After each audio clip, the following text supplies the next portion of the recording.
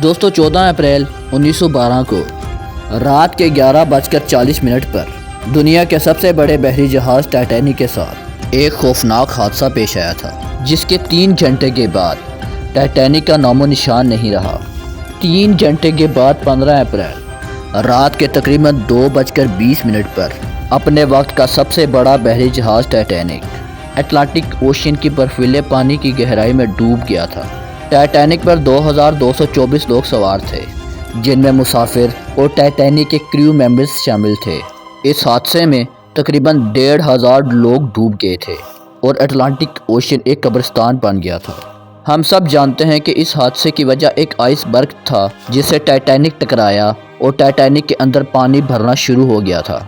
लेकिन ये पूरा सच नहीं है। 106 साल के बाद आज एक्सपर्ट्स और साइंटिस्ट अब ऐसा कुछ सामने लाए हैं जिसका पूरी दुनिया को नहीं पता था। इस वीडियो में मैं आपको टाइटैनिक के डूबने की असल वजह बताऊंगा। दोस्तों, टाइटैनिक की लंबाई 882.9 फीट थी, यानी 882.9 फीट थी। यह जहाज़ 175 फीट ऊंचा था। अपने वक्त के इस सबसे बड़े बहरी जहाज़ के बारे में कहा जाता था कि यह कभी डूब नहीं सकता। ये बहरी जहाज़ से ज़्यादा एक शहर लगता था। टाइटैनिक के क्रू मेंबर्स को टाइटैनिक को पूरी तरह से देखने में तकरीबन 2 हफ्ते लग गए थे। इससे आप टाइटैनिक के रकबे का अंदाज़ा लगा सकते हैं।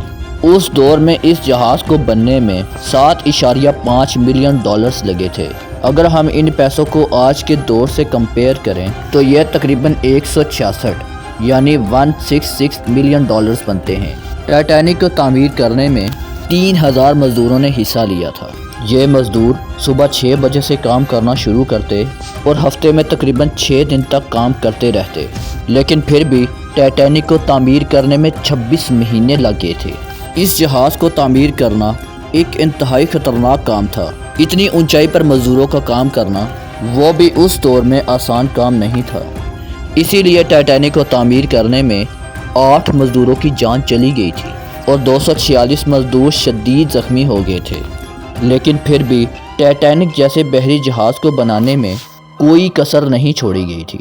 दोस्तों, ये इंतहाई हैरानकुन बात थी कि इतना बड़ा स्ट्रक्चर और दुनिया का सबसे बड़ा बहरी जहाज़ एक आइसबर्ग के टकराने से इतनी आसानी से डूब गया। अब कुछ हैरानकुन नई बातें सामने आई हैं कि टाइटैनिक के डूबने की असल वजह बर्फ़ नहीं थी, बल्कि आग थी। अब आप हैरान हो रहे होंगे कि टाइटैनिक आग की वजह से कैसे डूब सकता है। दोस्तों, जर्नलिस्ट सैलान बेलोनी तकरीबन 30 साल से टाइटैनिक पर रिसर्च कर रहा है। इसी सहाफ़ी को टाइटैनिक के अंदर एक ख़ास बात नज़र आई जिस पर आज से पहले किसी ने तवज्जो नहीं दी थी।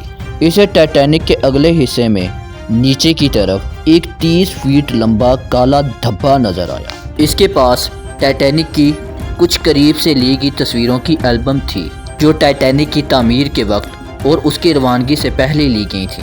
इसी सहाफ़ी के मुताबिक टाइटैनिक के अगले हिस्से में तामीर के बाद आग लग गई थी।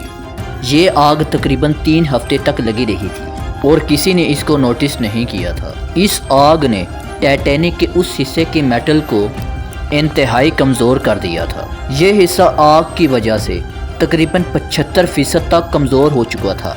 अब यहाँ इंतहाई हैरत अंगेज़ बात यह है कि जब टाइटैनिक आइसबर्ग से टकराया तो ठीक उसी हिस्से पर टकराया जो हिस्सा आग लगने से इंतहाई कमज़ोर पड़ गया था, और इसी वजह से इस हिस्से में सुराख हो गया। वरना आइसबर्ग के टकराने से शायद मज़दूर टाइटैनिक को कुछ ना होता। लेकिन जैसा कि मैंने आपको बताया कि आग लगने से वो हिस्सा इंतहाई कमज़ोर पड़ गया था और आइसबर्ग ठीक उसी हिस्से पर टकराया। हकीकत ये है कि टाइटैनिक की मैनेजमेंट को पता था कि टाइटैनिक में आग लग गई थी और टाइटैनिक सफ़र करने के लिए मुकम्मल तौर पर तैयार नहीं था। लेकिन अगर टाइटैनिक को सफ़र करने से रोक लिया जाता तो टाइटैनिक की इंतज़ामिया कंगाल हो जाती। उस वक्त तमाम बड़े बहरी जहाज़ टाइटैनिक की वजह से उस रूट पर अपनी टिकट्स नहीं बेच सके, क्योंकि तमाम लोग टाइटैनिक पर सफ़र करने की कोशिश कर रहे थे। टिकट्स बिक चुकी थी और हर कोई इस तारीख़ी सफ़र का हिस्सा बनना चाहता था। टाइटैनिक की इंतज़ामिया ने बहुत बड़ी तादाद में कोयला भी ख़रीद लिया था। ये कोयला दूसरे बहरी जहाज़ों तक से भी ख़रीद लिया गया और इसीलिए ٹائٹینک کو سفر کرنے سے روکنا ایک انتہائی ناممکن کام تھا اور ٹائٹینک برطانیہ کے شہر ساؤتھ ہیمپٹن سے امریکی شہر نیو یارک کی طرف روانہ ہو گیا۔ دوستو، ٹائٹینک کا انٹیریئر کسی 5 سٹار ہوٹل سے کم نہیں تھا۔ اس کو ایک مشہور ہوٹل ریٹز کی طرز پر بنایا گیا تھا۔ خوبصورت راہداریاں اور سیڑھیاں، گرینڈ ہالز اور ہر جگہ لگی ہوئی انتہائی دلکش پینٹنگز نے ٹائٹینک کو انتہائی خوبصورت بنا دیا تھا۔ اس بحری جہاز میں فرسٹ کلاس میں سفر کرنے والے مسافروں کے لیے ہر سہولت موجود تھی۔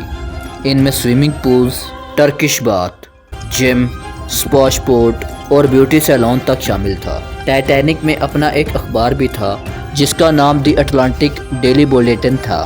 یہ اخبار ٹائٹینک کے مسافروں کو اٹلانٹک اوشین سے باہر کی دنیا کے بارے میں باخبر رکھتا تھا۔ فرسٹ کلاس کے مسافروں کے کتوں اور بلیوں تک کے لیے ایک علیحدہ حصہ تھا جہاں ان کو گھمایا پھرایا اور کھلایا جاتا تھا۔ لیکن اتنی سب سہولیات ہونے کے باوجود سب سے حیرت انگیز بات یہ ہے کہ دنیا کے اس سب سے بڑے بحری جہاز میں کوئی بائنوکولر یا دوربین موجود ہی نہیں تھی۔ سب سے پہلے ٹائٹینک میں آگ لگ جانا اور پھر اس کو جانے کی اجازت دینا، اور پھر حیرت انگیز طور پر اس جہاز میں ایک بھی دوربین کا نہ ہونا انتہائی حیرت کی بات ہے۔ اگر ٹائٹینک میں دوربین موجود ہوتی تو ٹائٹینک بچ سکتا تھا۔ دوستو، اس دور میں سونار سسٹم نہیں ہوتا تھا جس سے بحری جہاز اپنے سامنے کسی بھی خطرے کو بھانپ لیتا ہے۔ اسی لیے اس دور میں ہر بحری جہاز میں دوربینیں موجود ہوتی تھیں اور کچھ لوگوں کا کام صرف بحری جہاز کے آگے آنے والی کسی بھی خطرناک چیز کو دوربین سے دیکھنا ہوتا تھا۔ لیکن دنیا کے اس سب سے بڑے بحری جہاز میں دوربین موجود ہی نہیں تھی۔ کچھ لوگوں کا یہ بھی کہنا ہے کہ ٹائٹینک میں دوربین موجود تھی، لیکن اس کو جہاز کے ایک خاص حصے میں رکھا گیا تھا۔ اس حصے کی چابی صرف سیکنڈ آفیسر ڈیوڈ پلیئر کے پاس تھی اور اس آفیسر کو آخری وقت پر جہاز سے اتار دیا گیا تھا۔ یہ آفیسر جلد بازی میں وہ چابی کیپٹن کو دینا بھول گیا۔ دوربین ہوتی تو آئس برگ کو پہلے سے ہی دیکھ لیا جاتا اور جہاز کو موڑ لیا جاتا، لیکن ایسا نہیں ہو سکا۔ دوسری بات ٹائٹینک کے چلنے کی رفتار تھی۔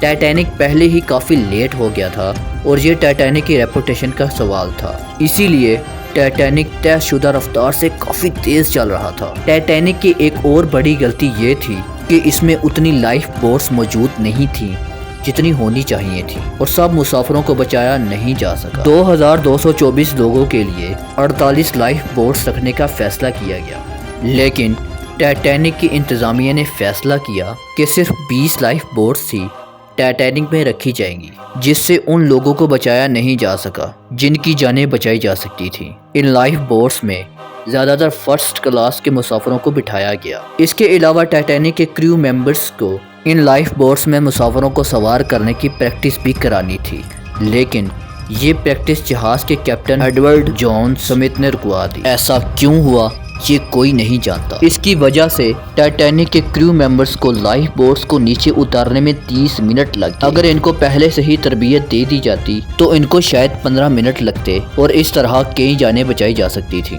ایک اور حیرت انگیز بات یہ تھی کہ کیپٹن نے پہلی 2 کشتیوں میں صرف آدھے مسافر بھرے۔ 65 مسافروں کی کیپیسٹی والی یہ کشتیاں صرف آدھے مسافر بھر کر ٹائٹینک سے دور چلی گئیں۔ دوستو، ٹائٹینک کی ڈوبنے کی بدقسمتی میں ایک اور بات شامل تھی۔ جب ٹائٹینک ڈوب رہا تھا تو اس سے ڈسٹریس سگنل نکالے گئے۔ یہ سگنل ایمرجنسی میں نکالے جاتے ہیں تاکہ آس پاس موجود کوئی اور بحری جہاز ان سگنلز کو پکڑے اور بحری جہاز کی مدد کر سکے، لیکن ٹائٹینک کی دفعہ ایسا نہیں ہوا۔ اس سے تھوڑا سا دور چلنے والے ایک اور بحری جہاز جس کا نام کیلیفورنین تھا، اس نے ٹائٹینک کے ان سگنلز کو مکمل طور پر نظر انداز کر دیا۔ اس جہاز کے کیپٹن کو بعد میں اس کی نوکری سے نکال دیا گیا تھا۔ دوستو، دنیا کی نظر میں ٹائٹینک صرف اس آئس برگ کے ٹکرانے کی وجہ سے ڈوب گیا تھا، لیکن اس کے پیچھے اصل وجہ اب وہ آگ بتائی جاتی ہے جو ٹائٹینک میں پچھلے کئی ہفتوں سے لگی رہی تھی۔ لیکن پھر بھی ٹائٹینک کی انتظامیہ نے ٹائٹینک کو چلانے کا رسک لیا۔ اسی آگ کی وجہ سے ٹائٹینک کا وہ حصہ انتہائی کمزور پڑ گیا تھا۔ حیرت انگیز طور پر ٹائٹینک ٹھیک اسی حصے سے آئس برگ سے جا کر ٹکرایا۔ دوستو، مجھے امید ہے کہ آپ کو یہ ویڈیو پسند آئی ہوگی۔ ایسی ہی مزید انٹرسٹنگ اور معلومات سے بھرپور ویڈیوز کو دیکھنے کے لیے اس چینل کو سبسکرائب کر دیں اور ساتھ بیل آئیکن کو پریس کر دیں تاکہ اس چینل کی ہر نئی آنے والی ویڈیو کو نوٹیفیکیشن آپ کو سب سے پہلے ملتا رہے۔ اپنا بہت زیادہ خیال رکھیں۔ اللہ حافظ۔